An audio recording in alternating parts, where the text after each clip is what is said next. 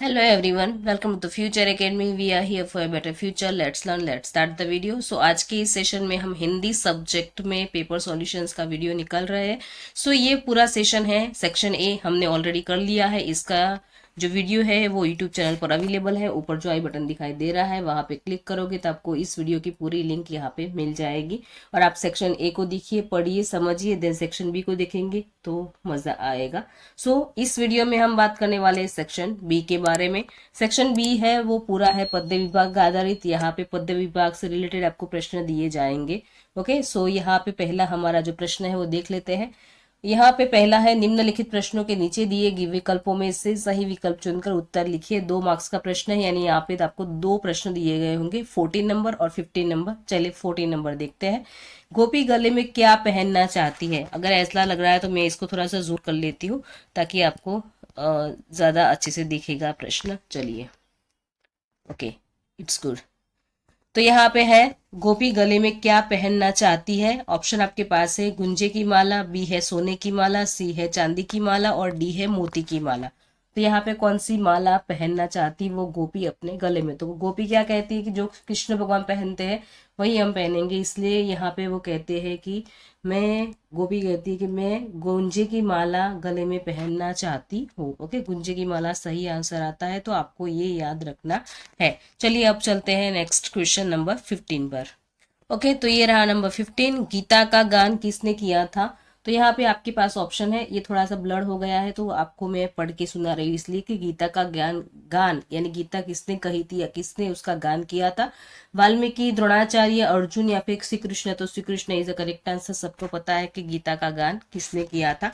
Number 16 है यहाँ पे, तो आपको फिलिंग द ब्लैंक्स दिए हैं, वो भी 2 मार्क्स में है. पहला है, जनशक्ति की चेतना द्वारा भारत में क्या लानी चाहिए? नव चेतना लानी चाहिए या फिर महाक्रांति लानी चाहिए? तो उत्तर आता है नव चेतना लानी चाहिए. देन नेक्स्ट है नंबर 17. डैश को दाने के बिना कोई नहीं खाता? पपीता या फिर अनार? यानी बीज के उसके जो दाने होते हैं अंदर, उन दानों के साथ किसको खाते हैं हम? पपीता के जो दाने होते हैं उसको अगर खाओगे तो वो कड़वे लगते हैं. अनार इज द करेक्ट आंसर. अनार में जो लाल कलर के दाने होते हैं तो उसी को खाते हैं, तो वो तो ही लगता है कि अनार को खाया, अदरवाइज उसमें खाने लायक कुछ और होता नहीं है. देन नेक्स्ट है, सही वाक्यांश चुनकर वाक्य फिर से लिखिए. नंबर ये भी 2 मार्क्स का है. नंबर 18. प्रभु जी चंदन है तो वक्त क्या है? दीपक है, पानी है या फिर चकोर है? सबको पता है कि चंदन को अगर घिसना है तो उसमें थोड़ा सा पानी मिलाते हैं और उसको घिसते हैं और उसी पेस्ट से उस चंदन का हम तिलक करते हैं, भगवान को तिलक करते हैं. तो पानी है. प्रभु जी चंदन है तो वक्त क्या है? पानी, ताकि वो दोनों एक साथ मिलके एक हो सकते हैं. देन नेक्स्ट यहाँ पे है, मीरा ने अपने सदगुरु की कृपा से डैश क्या पाया? आता है, बहुत बड़ा महल पाया, राम रतन धन पाया, लोकलाज खो दी उन्होंने. तो यहाँ पे अपने सदगुरु की कृपा से उन्होंने राम रतन धन पाया. ओके, उनको भगवान मिले थे ऐसा वो कहती है. पायो जी मैंने राम रतन धन पायो, ऐसा वो कहती है. देन नेक्स्ट है यहाँ पे, एक एक वाक्य में आपको उत्तर देने हैं. कवि ने नावों की नगरी किसे कहा है? तो यहाँ पे जो कश्मीर है, तो कश्मीर को यहाँ पे नावों की नगरी कहा गया है.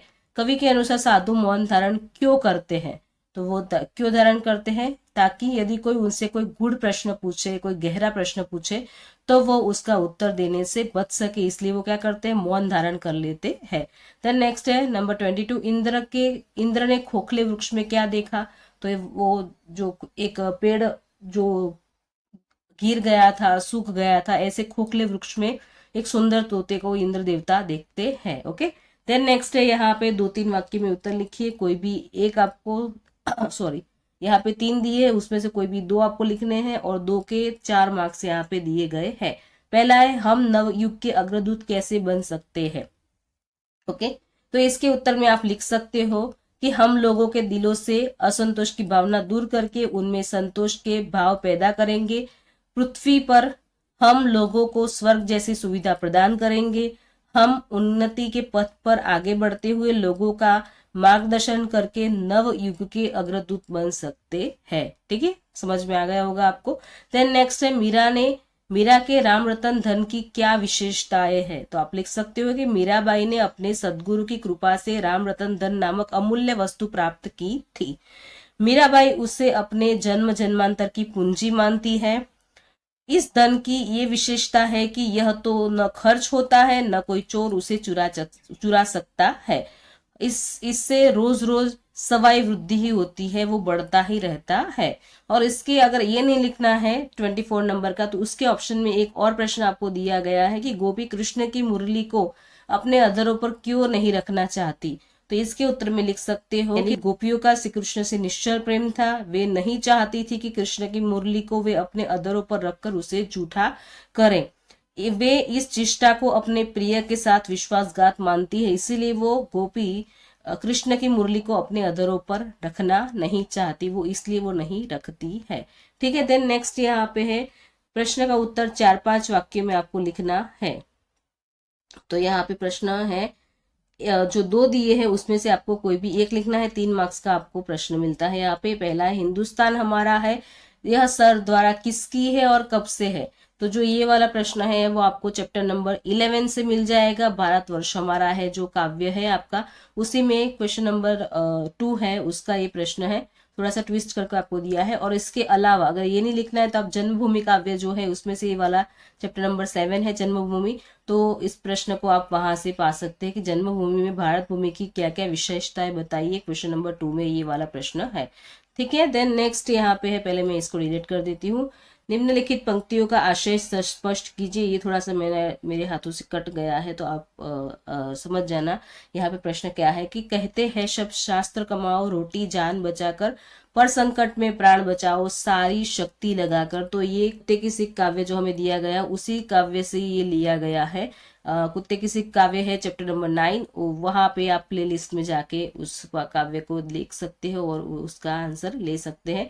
देन नेक्स्ट यहाँ पे है, उसके ऑप्शन में आपको दिया गया है, जब भी बुक से लड़ने कोई खड़ा हो जाता है सुंदर दिखने लगता है। ये काफी टाइम पूछा गया प्रश्न है, तो आपको ये याद कर लेना है, बुक वाला प्रश्न भी और ये भी। ओके, दोनों बुक से ही रिलेटेड है। कहते हैं वो वाला जो अभी मैंने पढ़ा था वो, और ये वाला। ओके, तो ये वाला जो है वो चैप्टर नंबर 23 का प्रश्न है, ये बुक काव्य है, इसी में से आपको मिल जाएगा। तो आप वहां जाके प्लेलिस्ट में से इस प्रश्न को पढ़िए, समझिए, और वीडियो कैसा लगा वो भी कमेंट में लिखिए। मिलते हैं नेक्स्ट सेशन में। अगर वीडियो पसंद आया तो क्या करना है, लाइक करना है, शेयर करना है, कमेंट करना है, सब्सक्राइब करना है, प्लीज कीजिए। मिलते हैं नेक्स्ट सेशन में जिसमें हम व्याकरण के विभाग के बारे में बात करने वाले हैं, सेक्शन सी के बारे में बात करेंगे। तब तक take care, love you, bye bye.